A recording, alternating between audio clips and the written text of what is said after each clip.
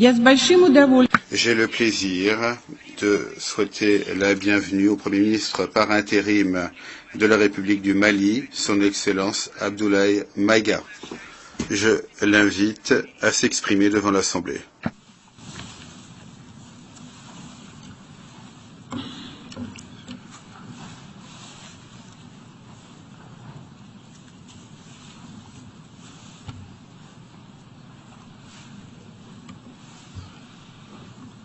Monsieur le Président de l'Assemblée générale, Mesdames et Messieurs les chefs d'État et de gouvernement, Monsieur le Secrétaire général de l'Organisation des Nations unies, Mesdames et Messieurs, de prime abord, je voudrais m'acquitter de l'agréable devoir de vous adresser les chaleureuses salutations du peuple malien, riche de sa diversité culturelle, religieuse et ethnique, ainsi que celle de son Excellence, le colonel Assimi Goïta, président de la transition, chef de l'État. Monsieur le Président, votre brillante élection à la présidence de cette 77e session de l'Assemblée générale et la fin des travaux de la 76e session de l'Assemblée générale, brillamment conduit par votre prédécesseur, son Excellence Monsieur Abdullah Shahid, de la République des Maldives, m'offre l'heureuse occasion d'adresser à vos excellences les chaleureuses félicitations de tout le Mali. Enfin, permettez-moi de réitérer à notre secrétaire général, M. Antonio Guterres, notre haute appréciation des efforts louables qu'il continue de déployer pour la réalisation des nobles objectifs de notre organisation commune. Nous sommes convaincus que vous êtes un ami du Mali et du Sahel. L'amitié reposant sur la sincérité, souffrez que je vous exprime mon profond désaccord suite à votre récente sortie médiatique, au cours de laquelle vous prenez position et vous vous exprimez sur l'affaire des 46 mercenaires ivoiriens, qui est une affaire bilatérale et judiciaire entre deux pays frères. C'est évident que la qualification judiciaire des infractions liées à cette affaire ne relève pas des attributions du secrétaire général des Nations unies. Au Mali, notre administration ne travaille pas sur la base de l'oralité ni des déclarations par voie de presse. Par conséquent, nous nous en tenons scrupuleusement à la note verbale de la MINUSMA, la mission des Nations unies pour la stabilisation au Mali, référence MINUSMA bar PROT bar NV bar 226 bar 2022 du 22 juillet 2022, dans laquelle il ressort clairement qu'il n'existe pas de lien entre les 46 mercenaires et les Nations unies. Les récentes synchronisations des actions et l'harmonisation des éléments de langage consistant à faire passer le Mali, mon pays, de statut de victime à celui de coupable dans cette affaire des mercenaires sont évidemment sans effet. Excellence, Monsieur le Secrétaire général, votre position sur l'affaire des mercenaires a été suivie par certains responsables d'Afrique de l'Ouest. Donc, c'est sous votre couvert que nous leur adresserons des messages. À l'endroit du président en exercice de la CEDEAO, M. Oumaro Sissoko Embalo, qui affirme, je cite, « On vient de voir avant-hier la déclaration du secrétaire général des Nations unies qui dit que ce ne sont pas des mercenaires. Moi, à la place des Maliens, j'aurais relâché ces 49 soldats. » Fin de citation. Je voudrais très respectueusement signifier à ce dernier qu'il existe un principe de subsidiarité, d'ailleurs au contour flou entre la CEDEAO et les Nations unies, et non un principe de mimétisme. Également, il est important de lui préciser que le secrétaire général des Nations unies n'est pas un chef d'État et le président en exercice de la CEDEAO n'est pas un fonctionnaire. Par conséquent, il serait indiqué qu'il ne banalise pas la CEDEAO. Enfin, il est utile de rappeler au président en exercice de la CEDEAO qu'au Mali, les autorités n'interfèrent pas dans les dossiers judiciaires et respectent l'indépendance de la justice. Donc, nous n'avons pas vocation à interpeller ou relâcher. Ceci relève de la fonction judiciaire. Aussi, M. Oumaro Sissoko Embalo doit être conscient du fait qu'il est le dépositaire d'un lourd héritage et de plusieurs sacrifices qui ont fait la renommée de cette organisation. La dynamique ayant fait la grandeur de la CEDEAO ne doit pas être brisée. Par ailleurs, nous avons pris acte de la menace de sanctions proférées contre le Mali, et loin d'être impressionnés par des sanctions, je voudrais signaler au président en exercice de la CEDEAO qu'à la fin de son mandat, les peuples ouest-africains le jugeront sur les efforts qu'il a fournis pour améliorer les conditions de vie des populations et non des shows médiatiques servant des agendas étrangers. À l'endroit de M. Bazoum, il remarquera que le gouvernement de la transition n'a pour le moment jamais réagi à ces propos injurieux pour deux raisons cumulatives. La première raison tient au respect de l'héritage laissé par nos ancêtres, qui consiste à ne pas répondre aux injures par des injures. La seconde relève de l'identité de M. Bazoum, l'étranger qui se réclame du Niger. Nous savons que le peuple nigérien, frère du Mali, se distingue par des valeurs sociétales, culturelles et religieuses très riches. M. Bazoum n'est pas un Nigérien, son comportement nous le reconforte totalement dans notre constat. Excellence, Monsieur le Secrétaire général, le Mali tirera toutes les conséquences de droit de vos agissements. Devant Dieu et en leur âme et conscience, nous demandons à ceux qui refutent notre version d'indiquer s'ils accepteront que les militaires ayant dissimulé leurs identités en mettant sur leur passeport qu'ils sont peintres, maçons, etc., avec des armes débarquent dans leur aéroport sans que le pays de destination n'ait été au préalable informé et dans le dessein funeste de déstabiliser ce pays. S'ils ne l'acceptent pas en tant qu'État, si cela n'est pas possible à Lisbonne ou ailleurs, le Mali non plus ne l'acceptera pas en tant qu'État et ce ne sera pas non plus possible à Bamako ou dans une autre localité malienne. Monsieur le Président, une nouvelle ère des solutions porteuses de changement pour relever des défis interdépendants.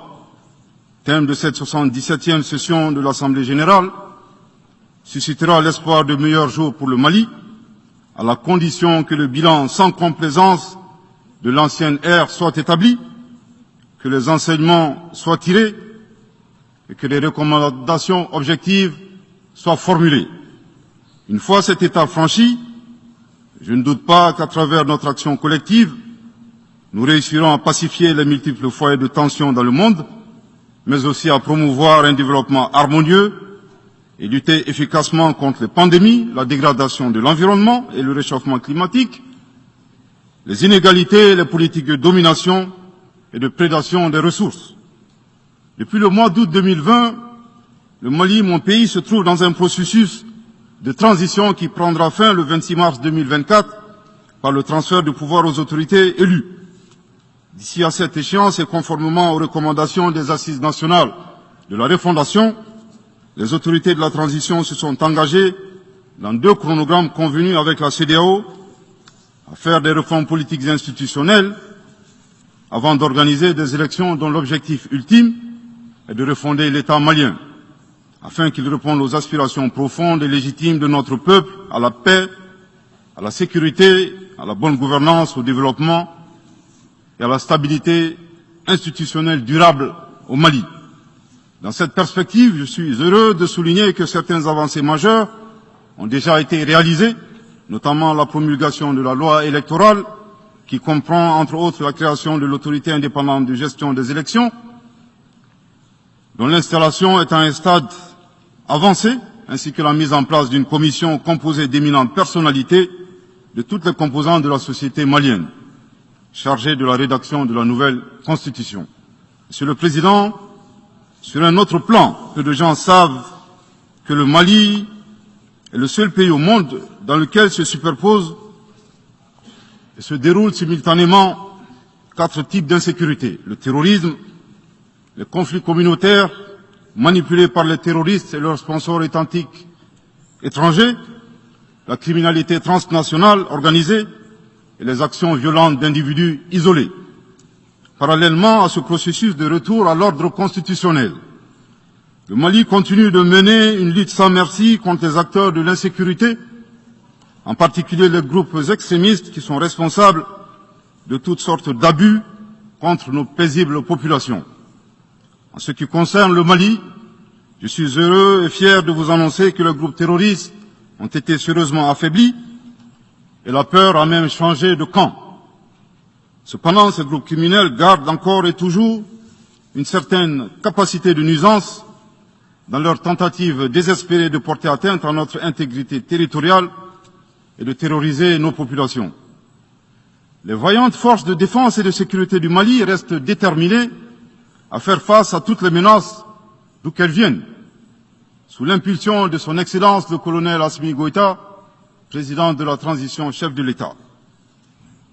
Le gouvernement du Mali continue d'intensifier les efforts importants pour recruter, former, équiper et renforcer les capacités opérationnelles des forces de défense et de sécurité maliennes. Je dois dire ici que les actions offensives menées jusque-là ont permis à nos forces de remporter des victoires décisives contre les forces obscurantistes. Elles ont également permis à l'État de reprendre pied et de réaffirmer son autorité sur une grande partie du territoire national, ainsi que de favoriser le retour de plusieurs milliers de nos compatriotes dans leur localité d'origine. Cependant, nous savons que la solution uniquement militaire ou sécuritaire a ses limites. C'est la raison pour laquelle, en appui à l'action militaire, le gouvernement du Mali s'est doté d'une stratégie globale et intégrée, comprenant des mesures politiques, sociales, de développement, y compris la fourniture des services sociaux de base à nos populations, durement affectées par la crise multiforme que nous traversons depuis janvier 2012, avec comme objectif la restauration de l'autorité de l'État sur l'ensemble du territoire national.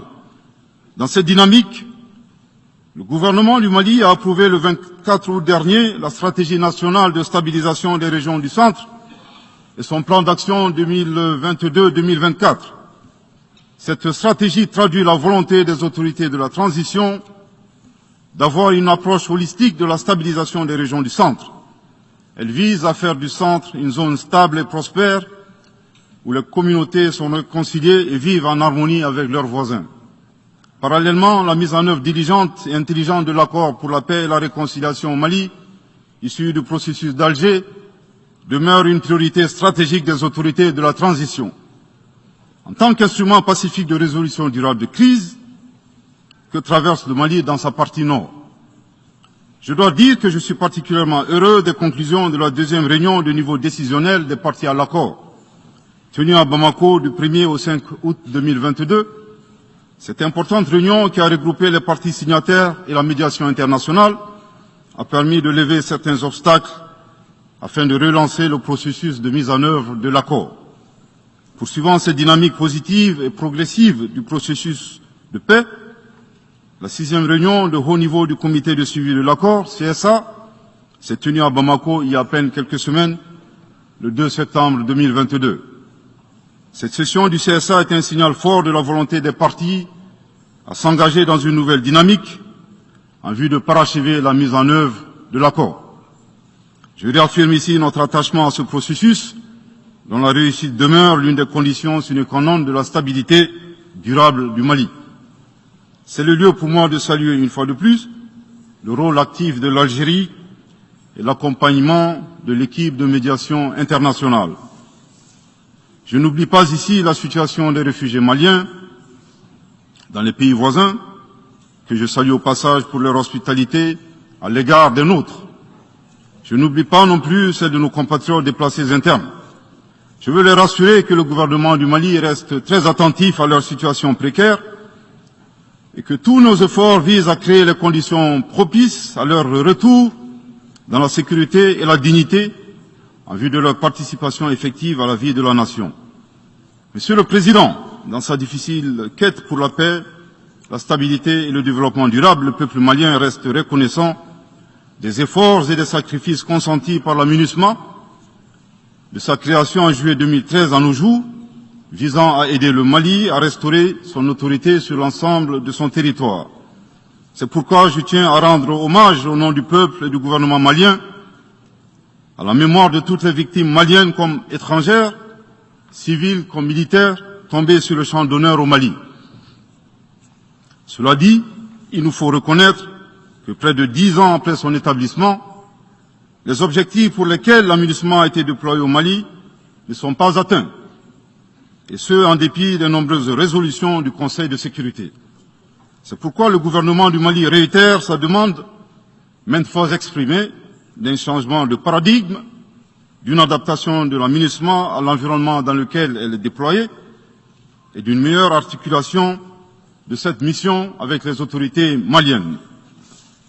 Dans cette perspective, il est extrêmement important pour l'AMINUSMA de rester une force d'appui au Mali dans sa quête de stabilité. Le gouvernement du Mali dénonce les influences extérieures négatives et les tentatives d'instrumentalisation de certaines entités légalement présentes au Mali pour servir des agendas cachés, y compris à travers l'exploitation de la question des droits de l'homme aux fins de déstabilisation. Monsieur le Président, le monde se souviendra qu'après avoir été abandonné en plein vol le 10 juin 2021 par la France, qui a unilatéralement décidé de retirer la force Barkhane du Mali, mon pays a été ensuite poignardé dans le dos par les autorités françaises. La précision est d'autant plus utile que nous refusons tout amalgame avec le peuple français que nous respectons. Les autorités françaises, profondément anti-françaises, pour avoir régné les valeurs morales universelles et trahi le lourd héritage humaniste des philosophes des Lumières, se sont transformées en une junte au service de l'obscurantisme. Je répète, les autorités françaises, profondément anti-françaises, pour avoir régné les valeurs morales universelles et trahi le lourd héritage humaniste des philosophes des Lumières, se sont transformées en une junte au service de l'obscurantisme. Je répète pour une dernière fois. Les autorités françaises, profondément anti-françaises, pour avoir régné les valeurs morales universelles et trahi le lourd héritage des philosophes des Lumières, se sont transformées en une junte au service de l'obscurantisme. Obscurantisme de la junte française nostalgique de pratiques néocoloniales, condescendantes, paternalistes et revanchardes, qui a commandité et prémédité des sanctions inédites, illégales, illégitimes et inhumaines de la CEDEAO et de l'UEMOA contre le Mali et mon pays. Après plus de 10 ans d'insécurité et en fait des milliers de morts, autant de réfugiés et de déplacés internes, n'est-ce pas un sacrilège de mettre une population malienne victime de l'insécurité dans un pays enclavé sous embargo pendant 7 mois, en procédant à la fermeture des frontières et la saisie des comptes financiers du Mali. Grâce à sa résilience et à la solidarité des pays amis et des peuples africains, le peuple malien a tenu et a déjoué les pronostics de ses adversaires.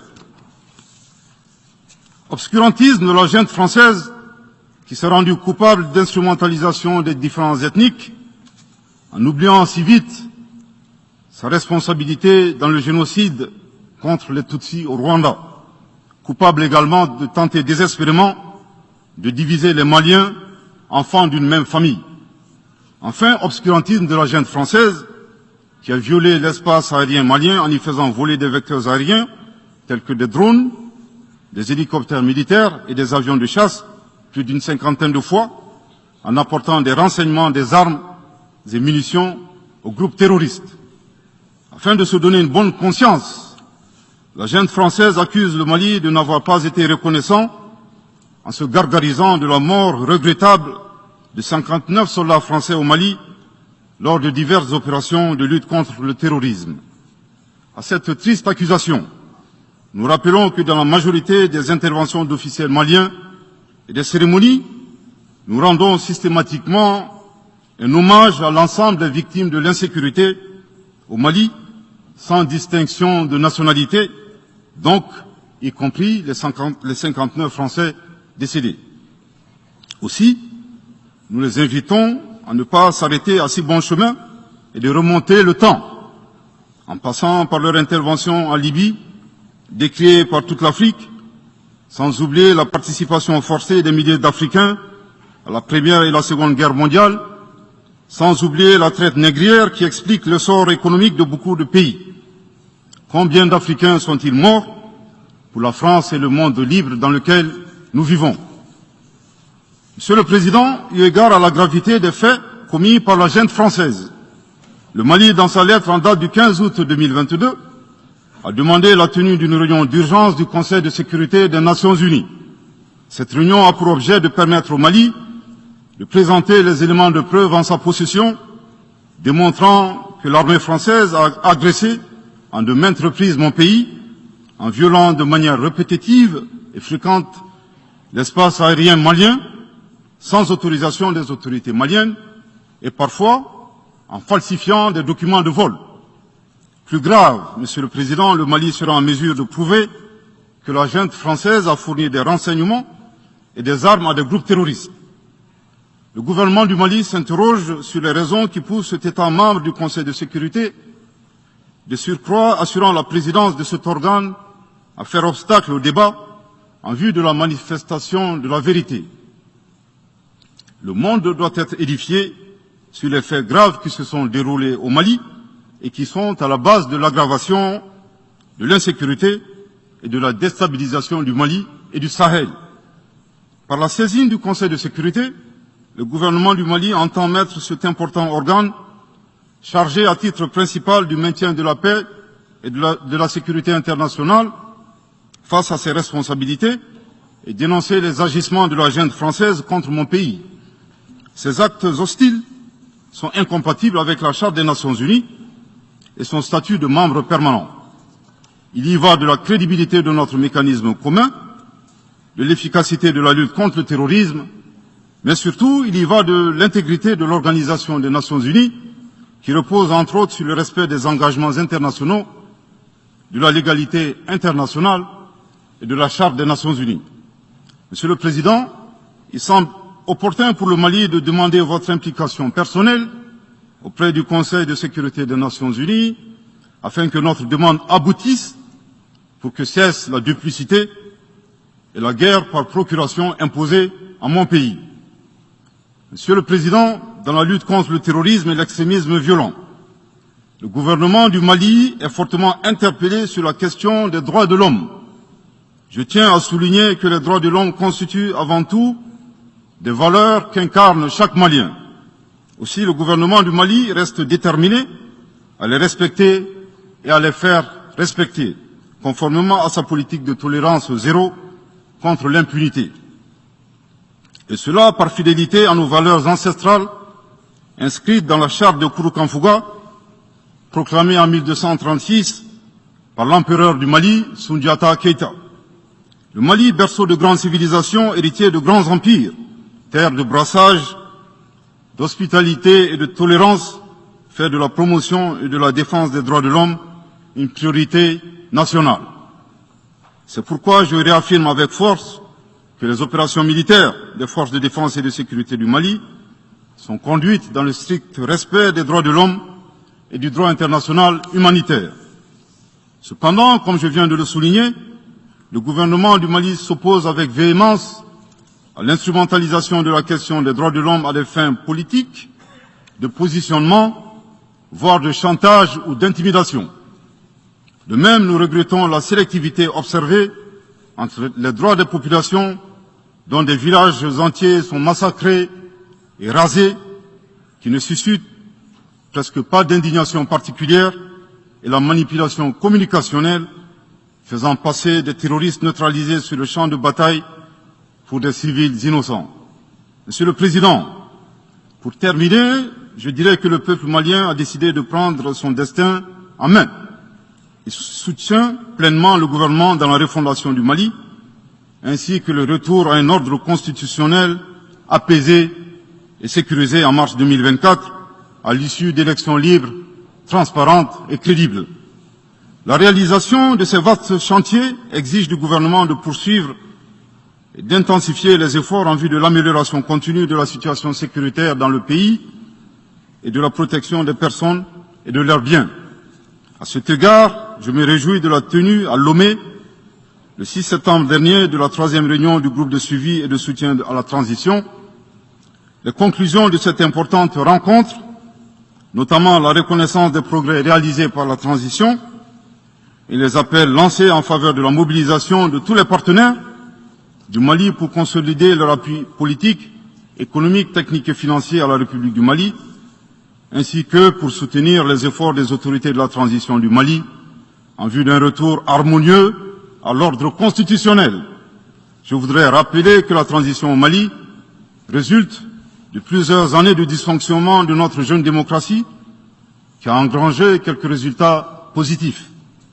Malheureusement, à l'heure du bilan, les passifs sont plus importants que les actifs, d'où la survenance de la transition.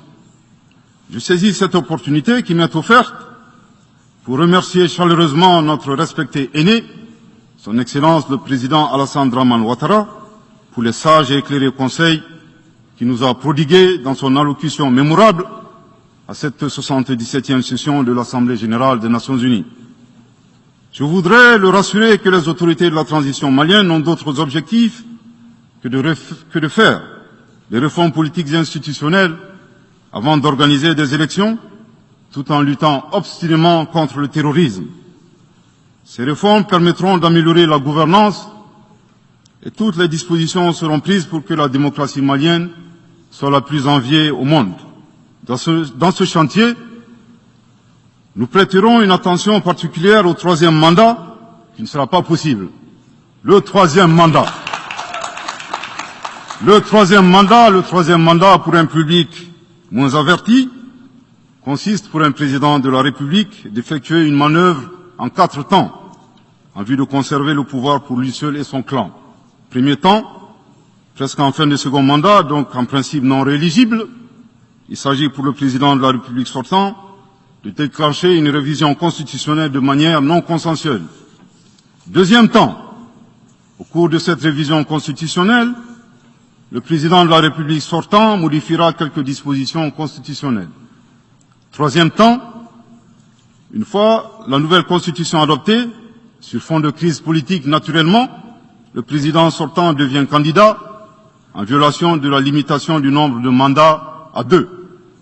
Sa candidature est alors justifiée par l'adoption de la nouvelle constitution et le prétexte est tout trouvé. La limitation du nombre de mandats à 2 concernait l'ancienne constitution. Par conséquent, il est candidat au regard de la nouvelle constitution adoptée. Quatrième temps, une farce électorale est organisée. Forcément, il remporte les élections et s'ensuit une chasse impitoyable aux opposants politiques, dont certains sont arrêtés, d'autres s'exilent et d'autres assassinés. Les allégeances sont obtenues grâce au pouvoir de l'argent, le clientélisme et les intimidations.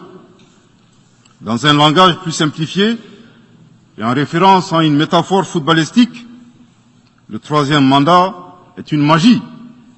C'est l'art de se dribbler soi-même tout en gardant le ballon.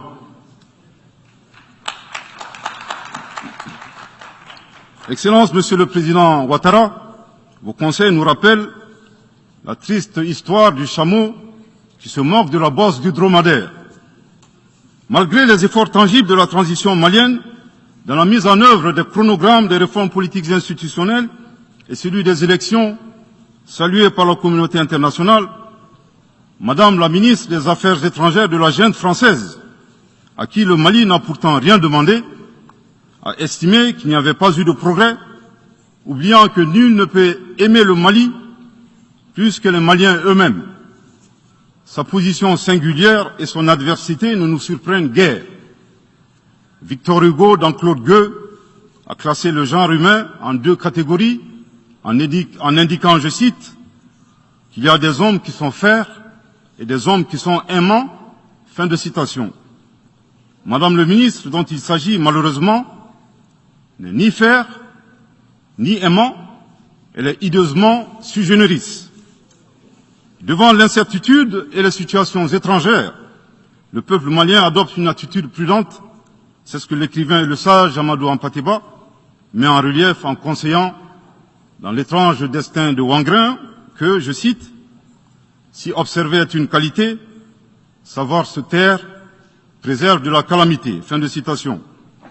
Madame le ministre de la junte française, le Mali vous conseille de vous contenter d'observer sa situation.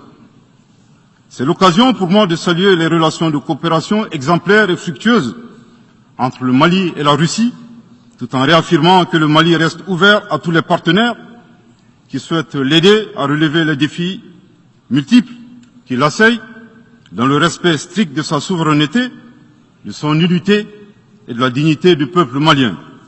Le Mali rappelle que conformément à la vision du colonel Assimi Goïta, président de la transition chef de l'État, 3 principes guident l'action publique nationale. Premier principe, le respect de la souveraineté du Mali. Deuxième principe, le respect des choix stratégiques et de partenaires opérés par le Mali. Troisième principe, la prise en compte des intérêts vitaux du peuple malien dans les décisions prises. En application de ces principes, le Mali reste disposé à poursuivre et à renforcer ses relations de bon voisinage avec l'ensemble des pays qui l'entourent. De même, le Mali, fidèle à son engagement panafricain, continuera à œuvrer au sein des organisations sous-régionales et régionales pour la réalisation de l'intégration africaine. Également, l'atteinte des objectifs de la transition requiert l'accompagnement de l'ensemble des partenaires du Mali, y compris les Nations Unies. J'en appelle donc aux amis du Mali à rester mobilisés aux côtés du gouvernement en vue de l'aider à relever ensemble ces défis importants. Pour la grande majorité des États du monde, convaincus par le respect mutuel et le partenariat gagnant-gagnant, je leur garantis que les portes du Mali leur sont grandement ouvertes et les Maliens les accueilleront les bras ouverts.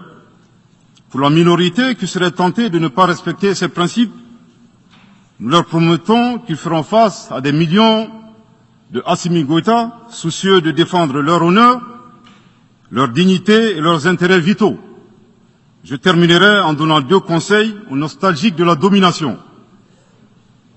Ayez le sens de l'empathie, en traitant les autres comme vous voudrez être traités, ou en ne faisant pas aux autres ce que vous ne voudrez pas qu'on vous fasse. Le second conseil, revoyez vos copies, revoyez vos modèles, revoyez vos logiciels pour intégrer le changement de mentalité et l'évolution du monde dans vos grilles de lecture et d'analyse. Sortez du passé colonial et entendez la colère, la frustration, le rejet qui remonte des villes et campagnes africaines, des populations africaines, et comprenez que ce mouvement est inexorable. Grâce au principe de la multiplication fractale, vos intimidations et vos actions subversives n'ont fait que grossir le rang des Africains soucieux de préserver leur dignité. S'il n'était qu'une centaine aux indépendances, aujourd'hui nous sommes des millions, et demain, tant que les paradigmes inégalitaires demeureront, nous serons des milliards. Le Mali et son peuple ne seront pas des spectateurs face aux assauts et l'adversité. Pour chaque mot employé de travers, nous réagirons par réciprocité. Pour chaque balle tirée contre nous, nous réagirons par réciprocité. C'est à ce prix qu'une nouvelle ère sera une réalité avec des solutions porteuses de changement pour relever des défis interdépendants, avec des États interdépendants et en valorisant l'homme sans distinction aucune, notamment de race, de couleur, de sexe, de langue, de religion, d'opinion politique ou de toute autre opinion, d'origine nationale ou sociale, de propriété, de naissance ou de toute autre situation telle que stipulée à l'article 2 de la Déclaration universelle des droits de l'homme. Que Dieu bénisse le Mali et préserve les Maliens des forces obscurantistes et destructrices du monde. Que Dieu bénisse l'Afrique et préserve les Africains des forces obscurantistes et destructrices du monde. Que Dieu bénisse le monde et préserve l'humanité entière des forces obscurantistes et destructrices du monde. Je vous remercie de votre très aimable attention.